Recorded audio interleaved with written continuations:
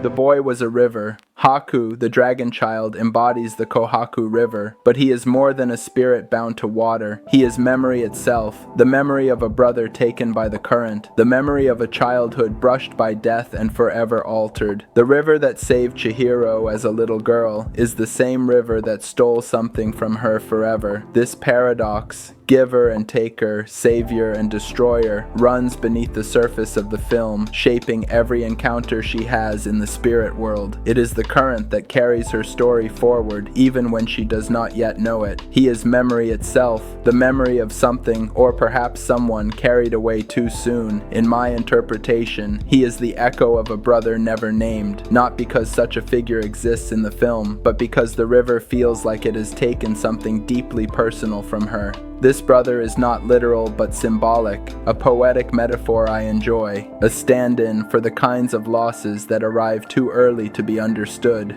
leaving behind only a quiet ache. In this way, Haku embodies a fragment of Chihiro's past, just as No Face embodies the void of her loneliness. He is not simply the Kohaku River, but the river of memory itself, what grief both erases and preserves, and, in the beautiful Ghibli fashion, such meanings are never stated outright but left to interpretation, flowing through the spaces between image and silence, waiting for the viewer to discover them like stones beneath the water.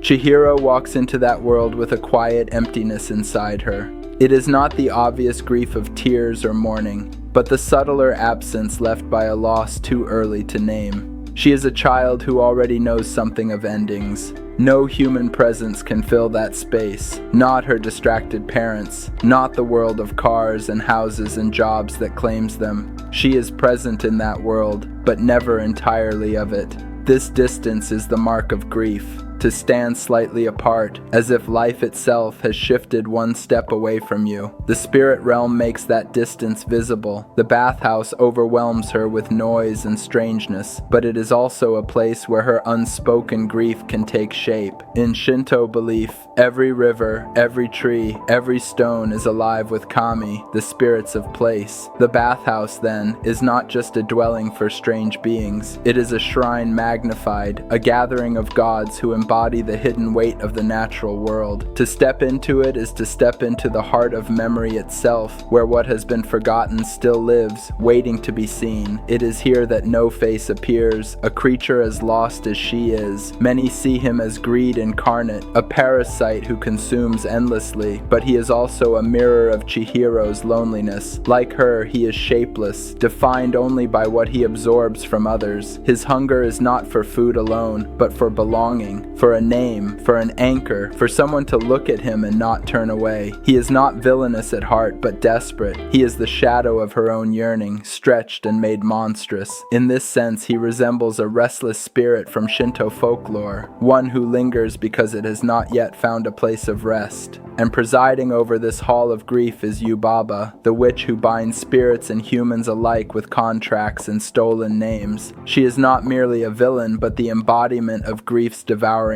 force, the way it claims identity, the way it makes servants of us when we forget who we are. Yubaba fattens herself on control, yet she is also strangely maternal, cradling her oversized child with a love as smothering as it is sincere. In her, the bathhouse becomes more than a place of cleansing. It is a place of binding, a reminder that grief can hold us captive if we allow its power to replace our own. Where Haku is the river that flows, and No Face is the shadow that hungers, Yubaba is the weight of grief itself, clutching, possessive, unwilling to let go.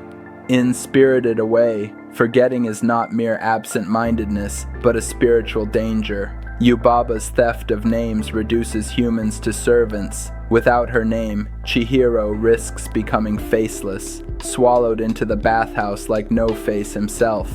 In Shinto tradition, names are not labels but essences. They tether beings to their identities. Forgetting, then, is a kind of death, the erasure of selfhood and memory. Remembering counters this threat.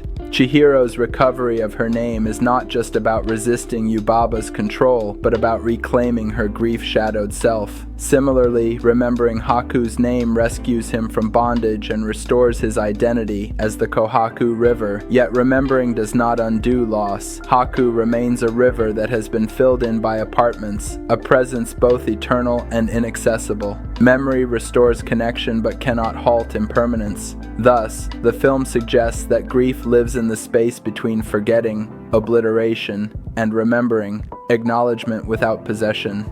Chihiro's grief is subtle, a loneliness and estrangement from her distracted parents, amplified by the sense of having lost something unnamed in childhood. This makes her receptive to the spirit world, which externalizes her inner distance. In My Neighbor Totoro, Satsuki and Mei also encounter spirits in response to grief, their mother's illness. Totoro and the soot sprites appear not as escapist fantasy, but as companions through uncertainty and absence. Like Chihiro, they are marked by an in-betweenness, between childhood innocence and an awareness of mortality. The difference is tonal. In Totoro, grief is cushioned with gentleness. Totoro is protective, the cat bus is playful, the world of spirits is a sanctuary. In Spirited Away, grief is sharper, tangled with danger and alienation. No Face embodies the threat of being consumed by loneliness. Yubaba embodies the suffocating grasp of grief itself. Yet both films hinge on the same truth. Spirits are not distractions from grief, but vehicles through which children navigate it. And then there is Haku.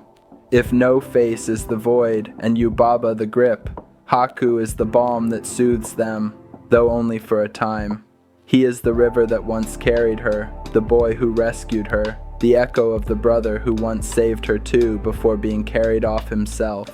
In Shinto, rivers are thresholds. They separate the world of the living from the world of the dead, the human from the divine. To cross them is to change. With Haku, memory and healing move together. He does not devour, he does not demand, he simply reminds. By remembering his name, he helps Chihiro remember herself, a girl who has known fear and loss, but who still moves forward with courage. Haku is a fragment of what was lost, returned not as possession but as memory, as recognition. Yet rivers cannot be held. When Haku reclaims his name, he is freed, flowing back into the vast cycle of waters from which he came. He cannot remain with her. Just as the river once saved her only to take her brother, so too must Haku return to his nature, untouchable, eternal, always moving away. Chihiro cannot keep him, just as she cannot keep her childhood. She can only accept what grief demands. That love sometimes exists only in remembrance, that what is lost remains lost but not erased. In the Shinto way, to remember is to honor, to bow to what has passed and let it continue on its path. And so, Spirited Away becomes not merely a tale of growing up, but a myth of grief, of how memory keeps what the world takes. The river saves, the river takes. It carries away brothers, dragons, and the fragile innocence of childhood itself. Yet it also leaves behind gifts, the strength to endure, the courage to love even when love cannot last, the knowledge that memory is itself a form of belonging. Chihiro steps back into the human world changed, though her hands are empty. The grass, the tunnel, the car, all look the same, but she is no longer the child who first entered. She has carried the spirit world inside her, as a river carries stones polished smooth. The river flows on. The boy was a river, and the river never ceases.